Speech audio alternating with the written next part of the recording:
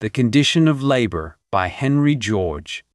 Part 3. This is not socialism.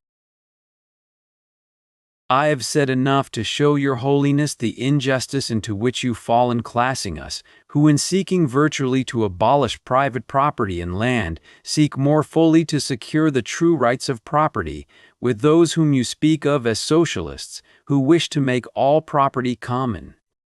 But you also do injustice to the socialists. There are many, it is true, who, feeling bitterly the monstrous wrongs of the present distribution of wealth, are animated only by a blind hatred of the rich and a fierce desire to destroy existing social adjustments. This class is indeed only less dangerous than those who proclaim that no social improvement is needed or is possible. But it is not fair to confound with them those who, however mistakenly, propose definite schemes of remedy.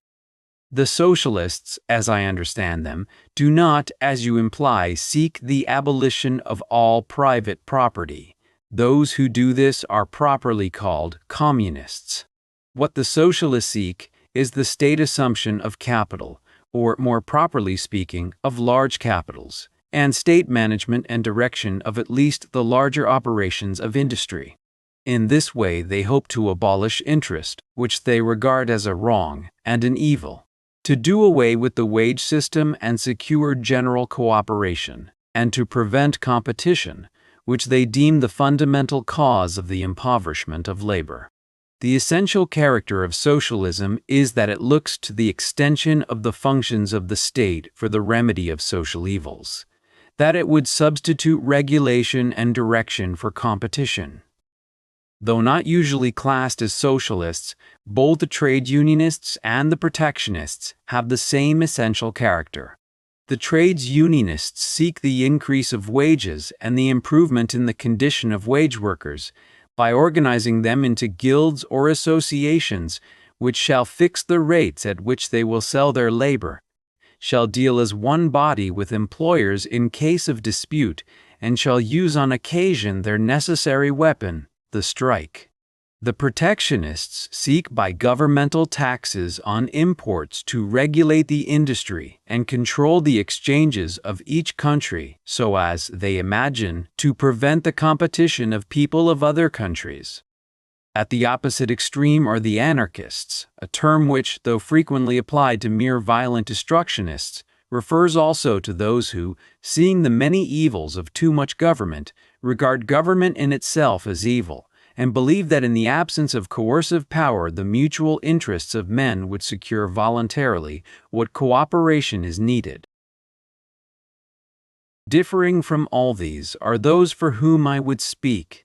Believing that the rights of true property are sacred, we would regard forcible communism as robbery that would bring destruction. But we would not be disposed to deny that voluntary communism might be the highest possible state of which men can conceive. Among the early Christians and among the religious orders of the Catholic Church, we have examples of communistic societies on a small scale. But we see that communism is only possible where there exists a general and intense religious faith, and that such a state can be reached only through a state of justice. For before a man can be a saint, he must first be an honest man. With both anarchists and socialists, we, who for want of a better term have come to call ourselves single-tax men, fundamentally differ. We regard them as erring in opposite directions, the one in ignoring the social nature of man, the other in ignoring his individual nature. While we see that man is primarily an individual, and that nothing but evil has come from the interference by the state with things that belong to individual action, we also see that he is a social being, and that the state is requisite to social advance. The anarchists seem to us like men who had tried to get along without heads, and the socialists like men who would try to rule the wonderfully complex and delicate internal relations of their frames by conscious will. With the socialists we have some points of agreement, for we recognize fully the social nature of man and believe that all monopolies should be held and governed by the state. In these, and in directions where the general health, knowledge, comfort, and convenience might be improved, we too would extend the functions of the state. But it seems to us, the vice of socialism in all its degrees is its want of radicalism, of going to the root. It assumes that the tendency of wages to a minimum is the natural law, and seeks to abolish wages. It assumes that the natural result of competition is to grind down workers and seeks to abolish competition by restrictions, prohibitions, and extensions of governing power, thus mistaking effects for causes, and childishly blaming the stone for hitting it. It wastes strength in striving for remedies that, when not worse, are futile. Its essence is the same delusion to which the children of Israel yielded when, against the protest of their prophet, they insisted on a king. The delusion that power over the people can be used for the benefit of the people. This superficiality and this tendency may be seen in all the phases of socialism. Take, for instance, protectionism.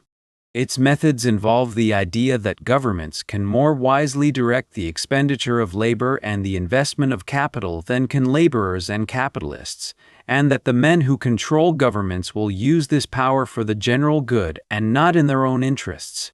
They tend to multiply officials, restrict liberty, invent crimes, they promote perjury, fraud, and corruption. And they would, were the theory carried to its logical conclusion, destroy civilization and reduce mankind to savagery. Take trades-unionism.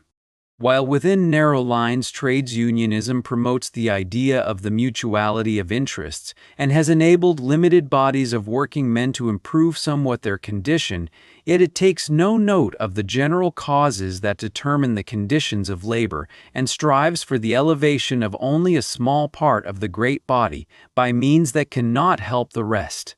Aiming at the restriction of competition, the limitation of the right to labor, its methods are like those of an army, which even in a righteous cause are subversive of liberty, while its weapon, the strike, is destructive in its nature, both to combatants and non-combatants, being a form of passive war.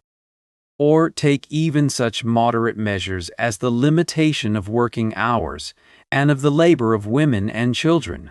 They are superficial, in looking no further than to the eagerness of men and women and little children to work unduly, and in proposing forcibly to restrain overwork while utterly ignoring its cause, the sting of poverty that forces human beings to it.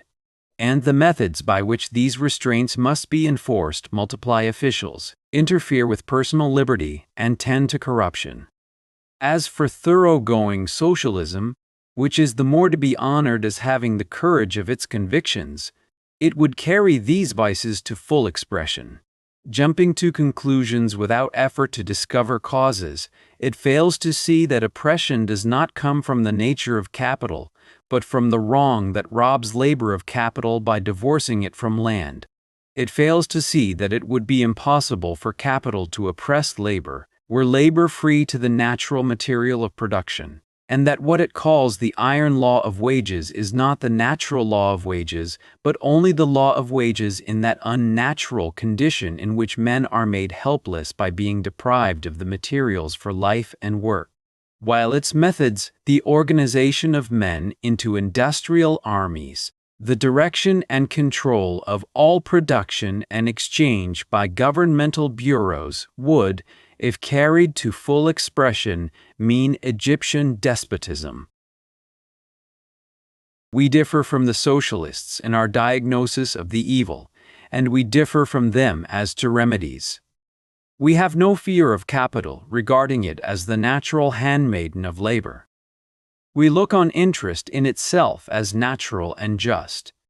We would set no limit to accumulation.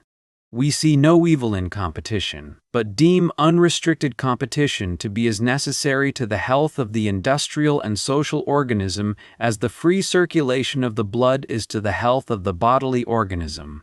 We would simply take for the community what belongs to the community, the value that attaches to land by the growth of the community, leave sacredly to the individual all that belongs to the individual, and, treating necessary monopolies as functions of the state, abolish all restrictions and prohibitions save those required for public health, safety, morals, and convenience.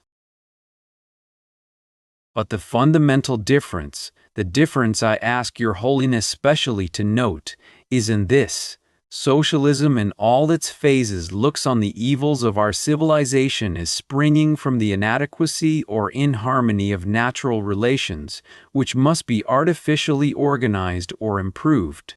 In its idea, there devolves on the state the necessity of intelligently organizing the industrial relations of men. The construction, as it were, of a great machine whose complicated parts shall properly work together under the direction of human intelligence. This is the reason why socialism tends toward atheism. Failing to see the order and symmetry of natural law, it fails to recognize God. On the other hand, we who call ourselves single-tax men see in the social and industrial relations of men not a machine which requires construction, but an organism which needs only to be suffered to grow. We see in the natural, social, and industrial laws such harmony as we see in the adjustments of the human body. We see in these social and industrial laws so close a relation to the moral law as must spring from the same authorship. Thus, to us, all that is needed to remedy the evils of our time is to do justice and give freedom. This is the reason why our beliefs are indeed the only beliefs consistent with a firm and reverent faith in God. This is the reason why to us political economy only serves to show the depth of wisdom in the simple truths which common people heard gladly from the lips of him, of whom it was said with wonder, "Is not this the carpenter of Nazareth?" And it is because that in what we propose, the securing to all men of equal natural opportunities for the exercise of their powers and the removal of all legal restriction on the legitimate exercise of those powers, we see the confirmation of human law to the moral law, that we hold with confidence that this is not merely the sufficient remedy for all the evils you so strikingly, but that it is the only possible remedy. Nor is there any other. The organization of man is such, his relations to the world in which he is placed are such, that is to say, the immutable laws of God are such, that it is beyond the power of human ingenuity to devise any way by which the evils born of the injustice that robs men of their birthright can be removed otherwise than by doing justice, by opening to all the bounty that God has provided for all. Since man can live only on land and from land, since land is the reservoir of matter and force from which man's body itself is taken, does it not irresistibly follow that to give the land in ownership to some men and to deny to others all right to it is to divide mankind into the rich and the poor, the privileged and the helpless? Does it not follow that those who have no rights to the use of land can live only by selling their power to labor to those who own the land? For having no power to employ themselves, they must compete with one another for permission to labor. This competition of men shut out from God's inexhaustible storehouse has no limit but starvation and must ultimately force wages to their lowest point, the point at which life can just be maintained and reproduction carried on. This is not to say that all wages must fall to this point, but that the wages of that necessarily largest stratum of laborers who have only ordinary knowledge, skill, and aptitude must so fall. The wages of special classes, who are fenced off from the pressure of competition by peculiar knowledge or skill, may remain above that ordinary level. Thus, where the ability to read and write is rare, its possession enables a man to obtain higher wages than the ordinary laborer. But as the diffusion of education makes that ability general, this advantage is lost. Where such qualities become general, the law of competition must reduce their earnings to the general level, which, land being monopolized and labor helpless, can be only that at which the next lowest point is the cessation of life. Or, to state the same thing in another way, land being necessary to life and labor, its owners will be able, in return for permission to use it, to obtain from mere laborers all that labor can produce, save enough to enable such of them to maintain life as are wanted by the landowners and their dependents. Thus, where private property in land has divided society into a landowning class and a landless class, there is no possible invention or improvement, whether it be industrial, social, or moral, which, so long as it does not affect the ownership of land, can prevent poverty or relieve the general conditions of mere laborers. For whether the effect of any improvement be to increase what labor can produce or to decrease what is required to support the laborer, it can, so soon as it becomes general, result only in increasing the income of the owners of land, without at all benefiting the mere laborers. How true this is, we may see in the facts of today. In our own time, invention and discovery have enormously increased the productive power of labor, and at the same time greatly reduced the cost of many things necessary to the support of the laborer. Have these improvements anywhere raised the earnings of the mere laborer? Have not their benefits mainly gone to the owners of land, enormously increased land values?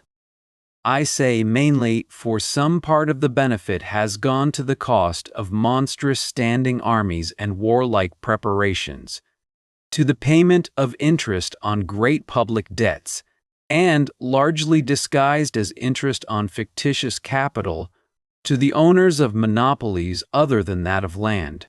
But improvements that would do away with these wastes would not benefit labor, they would simply increase the profits of landowners.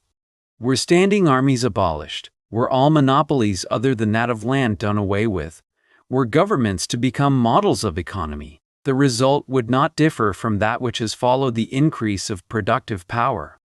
Nay, would not these very blessings bring starvation to many of those who now manage to live?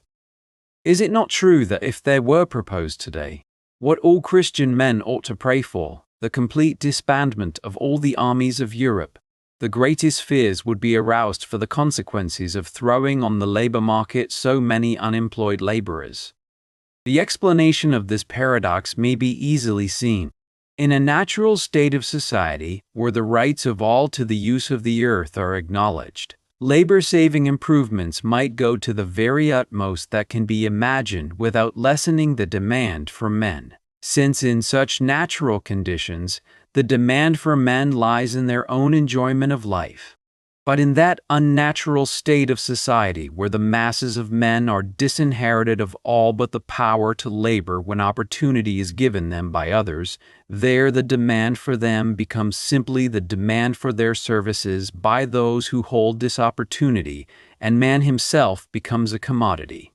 Hence, although the natural effect of labor-saving improvement is to increase wages, yet in the unnatural condition which private ownership of the land begets, the effect, even of such moral improvements as the disbandment of armies, is, by lessening the commercial demand, to lower wages and reduce mere laborers to starvation or pauperism.